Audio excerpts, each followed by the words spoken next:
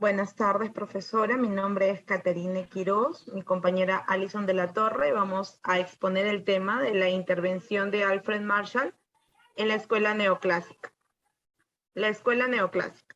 La economía neoclásica es una escuela de pensamiento económico que se basa en la idea de que el valor de los bienes es una función de utilidad o satisfacción que le asignan los consumidores. Surge en la década de 1870. Dichas ideas apuntaron a formalizar la economía para asimilarla de una forma más matemática. Uno de los aspectos fundamentales que diferenció el neoclasicismo de la escuela clásica es la forma en que explicaban los precios y el valor relativo de los bienes. De acuerdo con la escuela clásica, el valor de los bienes se explica por sus costes, por el lado de la oferta. Para los neoclásicos, en cambio, el valor de los bienes se explica por la utilidad marginal, esto es, el valor que se asigna a la última unidad consumida por el lado de la demanda. En la economía neoclásica sostienen el libre mercado y la no intervención del Estado. Los orígenes del neoclasicismo se encuentran en las ideas de los economistas marginalistas que buscaron una teoría económica más rigurosa, basada en modelos matemáticos objetivos y alejada de determinantes históricos. Existieron tres grandes escuelas neoclásicas. La escuela neoclásica se basa en tres supuestos básicos. Ambos productor y consumidor son racionales. Las personas buscan maximizar su utilidad o satisfacción cuando consumen bienes o servicios. Las empresas buscan maximizar sus utilidades cuando venden bienes o servicios. Personas y empresas actúan de manera independiente basándose en información completa y relevante. El gran problema de los neoclásicos surgía a partir de 1930 con la caída de la bolsa y la posterior Gran Depresión, donde surgen las ideas keynesianas. Alfred Marshall fue un economista británico. Nació en Londres el 26 de julio de 1842. Estudió en el Merchant Taylor School y en el John's College de Cambridge, donde se licenció en matemáticas en 1865.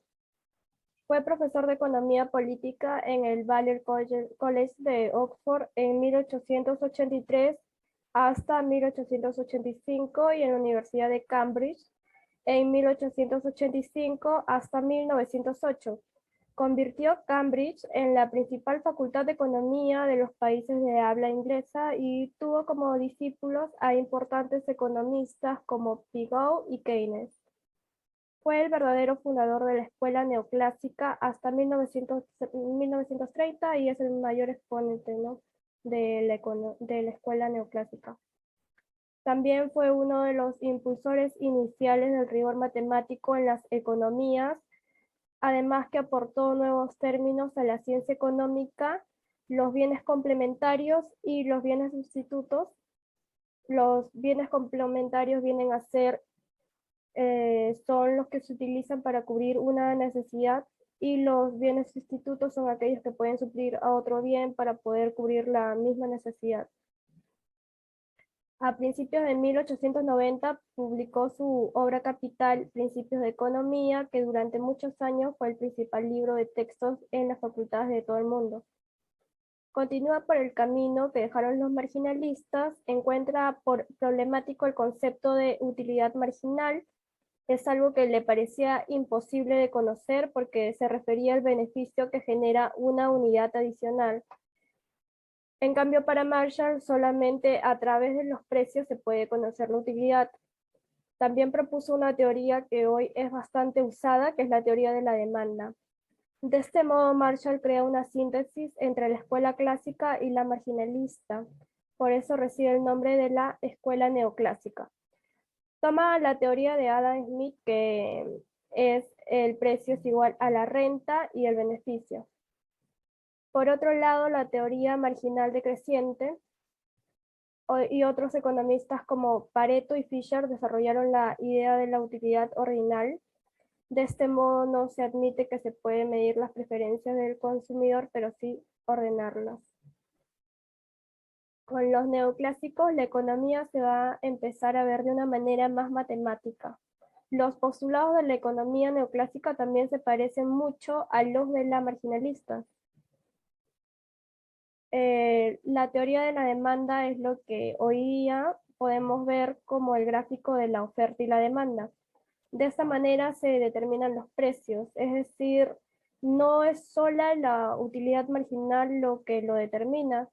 Para ver el gráfico debemos asumir primero la cláusula ceteris paribus. El origen del ceteris paribus fue obra de Marshall en su modelo de equilibrio parcial. Este tenía como objetivo estudiar por separado cada sector económico, considerando que los demás permanecían sin modificaciones. En otras palabras, la finalidad de Marshall era observar de manera individual las relaciones entre distintas variables dentro de un determinado mercado. Con este fin se asume que el resto de la economía no se mueve. El ceteris paribus es recurrente en el análisis económico y financiero y tenía como objetivo estudiar por separado cada sector económico, considerando que los demás permanecían sin modificaciones. Es decir, un acuerdo que hacemos teóricamente donde todas las variables, salvo la que se va a analizar, permanecen sin modificaciones, o sea, son constantes. Esto es para analizar de manera más simple la oferta y la demanda. De este modo, la curva de la demanda, es decir, la que pertenece a los consumidores, siempre tiene pendiente negativa, como vemos en la imagen, y esto significa que a menor precio, más unidades se pueden comprar. Por otro lado, la curva de la oferta, es decir, la de los productores, siempre tiene pendiente positiva, lo que quiere decir que a mayor precio, más se va a querer producir. El productor va a querer vender más y se va a ver más incentivado por el aumento de precios. Al contrario, si este baja, no va a querer producir. En un análisis de oferta y demanda, asumimos el ceteris paribus y se podría llegar a un equilibrio de mercado, que es una situación ideal, ¿no? Porque a mayor precio, más quiere producir el productor, pero el consumidor, a medida que aumenta el precio, menos va a querer comprar. Entonces, eso se va a ir nivelando hasta llegar a un punto de equilibrio y en ese punto es donde el consumidor y el productor van a estar contentos tanto con lo que producen como lo que consumen.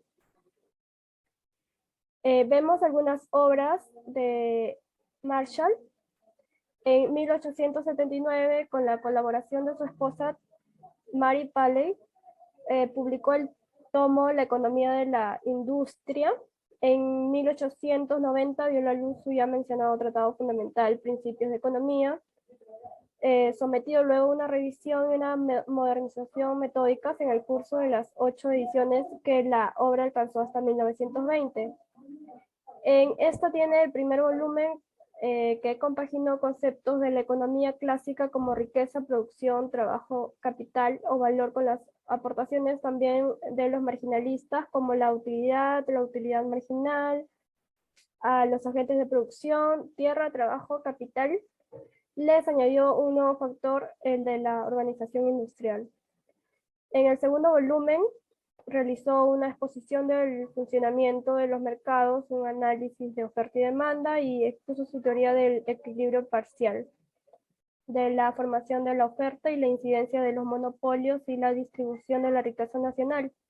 Los problemas más destacados que analizó fueron la deformación de los precios y la distribución de la renta. Luego siguieron la industria y el comercio, que lo publicó en 1919, y moneda, crédito y comercio en 1923. Marshall tuvo algunos aportes en la economía, como aportando ideas económicas como la oferta y la demanda, la determinación de costes de producción y precios de venta, la elasticidad de los precios, funcionamientos de los mercados y por último la utilidad marginal.